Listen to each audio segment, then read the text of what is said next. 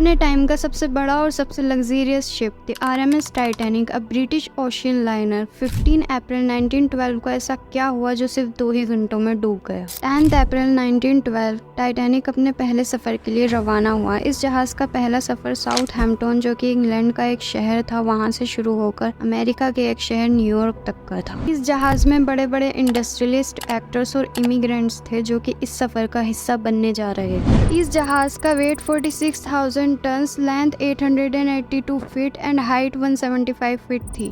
Titanic में 3 main engines थे, 2 reciprocating 4 cylinder triple expansion steam engines and 1 centrally placed low pressure Parsons turbine. इस जहाज की cost $7.5 million थी उस टाइम पर, and today with inflation equal to $400 million.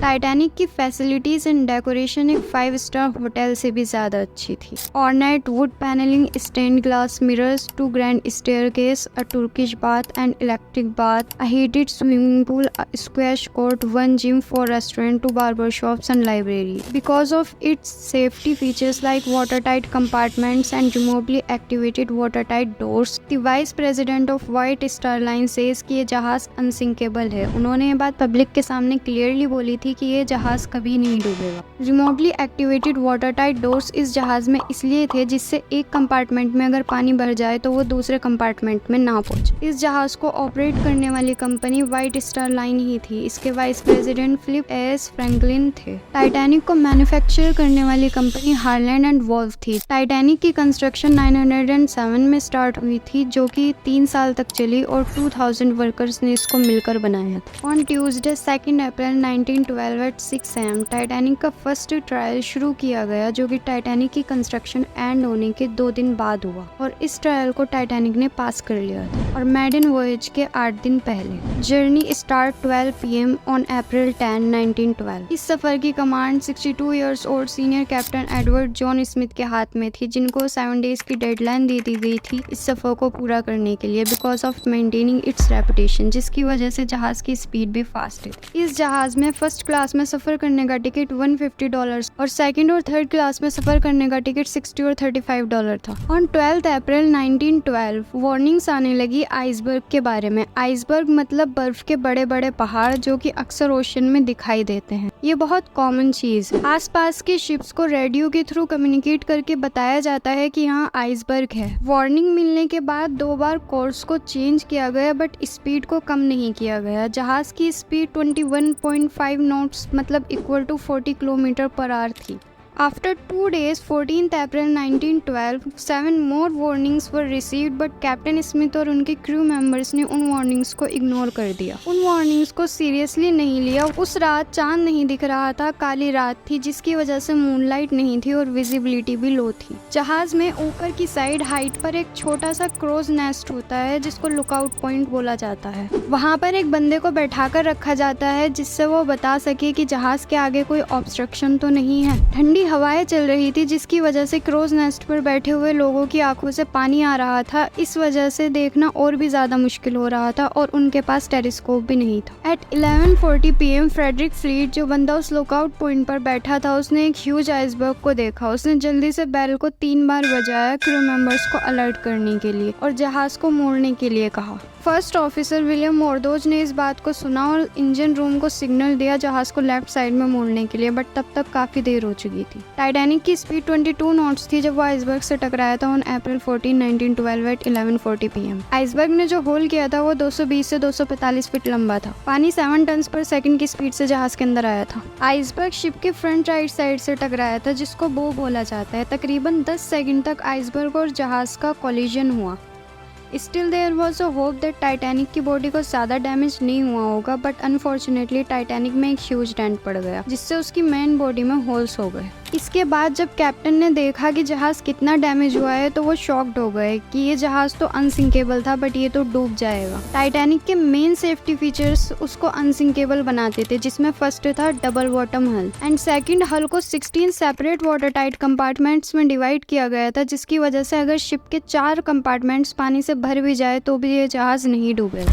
But iceberg ने ship की राइट साइड को डैमेज किया था, जिसकी वजह से डबल बॉटम हल किसी काम का नहीं रहा। हल शिप के नीचे वाले पार्ट को बोला जाता है और वहाँ पर 2 लेयर्स लगी थी। अगर एक लेयर टूट भी जाए तो दूसरी लेयर जहाज को प्रोटेक्ट कर लेगी। बट आइसबर्ग ने शिप के साइड वाले पार्ट को डैमेज किया था और वहाँ सिंगल लेयर ही थी, और इस वजह से शिप के 6 आउट ऑफ 16 कंपार्टमेंट्स में भी पानी भर गया, क्योंकि आइसबर्ग ने शिप को बहुत डैमेज कर दिया था और लिमिट सिर्फ 4 कंपार्टमेंट तक की ही थी। अब टाइटैनिक के दोनों मेन सेफ्टी फीचर्स किसी काम के नहीं रहे। After 20 minutes at 12 AM captain Smith ने अपने क्रू को ऑर्डर दिया डिस्ट्रेस कॉल करने के लिए ओवर रेडियो, जिससे अगर कोई नियर बाय शिप हो तो उनके सिग्नल को डिटेक्ट कर उन्हें बचा ले। Senior radio operator Jack Phillips एक के बाद एक डिस्ट्रेस सिग्नल भेजते रहे, बट उनको कोई रेस्पॉन्स नहीं मिलता। आफ्टर 20 मिनट्स 12:20 AM RMS कारपेथिया नाम का शिप इस सिग्नल को डिटेक्ट करता है और रेडियो पर जैक फिलिप्स से बात करता है और टाइटैनिक को बचाने के लिए चल देता है। बट ये शिप पास तो था, लेकिन 107 किलोमीटर दूर था। उसको 3.5 घंटे लगते टाइटैनिक के पास पहुंचने के लिए, अगर वो अपनी टॉप स्पीड पर भी चलता तो। अदर क्रू मेंबर्स फ्लेयर्स और रॉकेट्स छोड़ते हैं इस होप में कि कोई जहाज उनको देख ले। At 12:45 AM first life boat को उतारा गया, जिसकी कैपेसिटी 65 पीपल्स की थी, लेकिन सिर्फ 28 पीपल्स उसमें गए, बिकॉज लोग अभी भी यही सोच रहे थे कि ये जहाज नहीं डूबेगा। But when the compartments began to fill one after the other, जहाज टिल्ट हो गया और तब पैसेंजर्स भी पैनिक हो गए।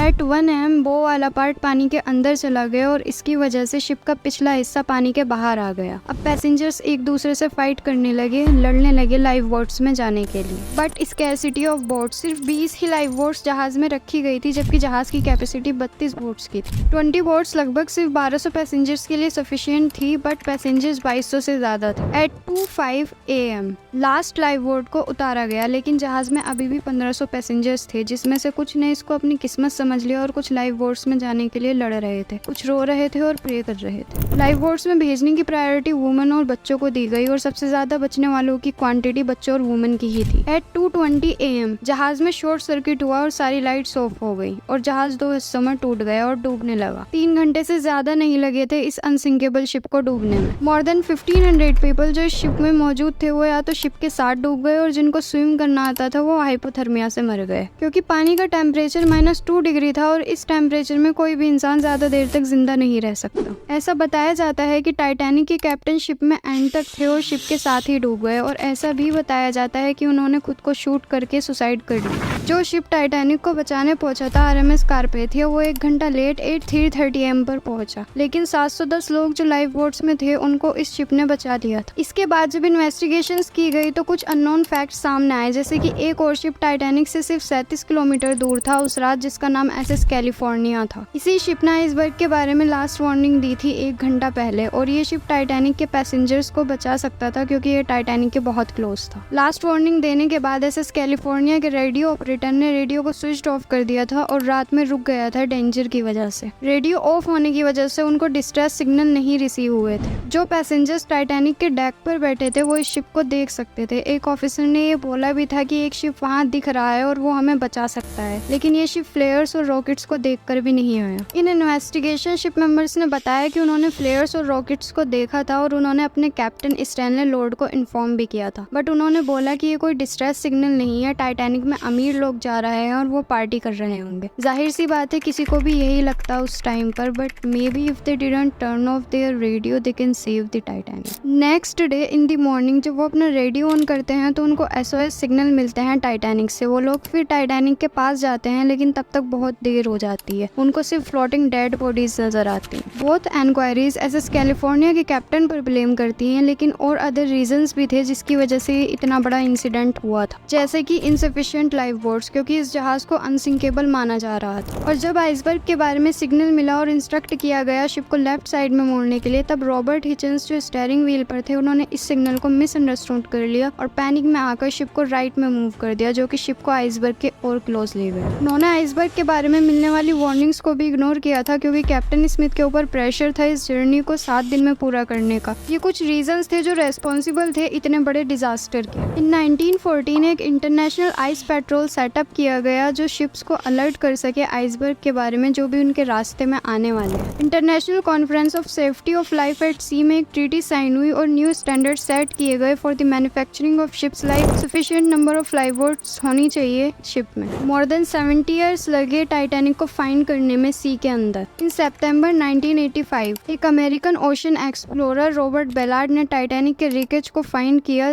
3800 मीटर पानी के अंदर, 2 सेपरेट पीसेस में जो कि एक दूसरे से 600 मीटर दूर थे। So that was the fate of Titanic. Thanks for watching. If you found this video helpful then make sure to hit the like button and subscribe for more content like this.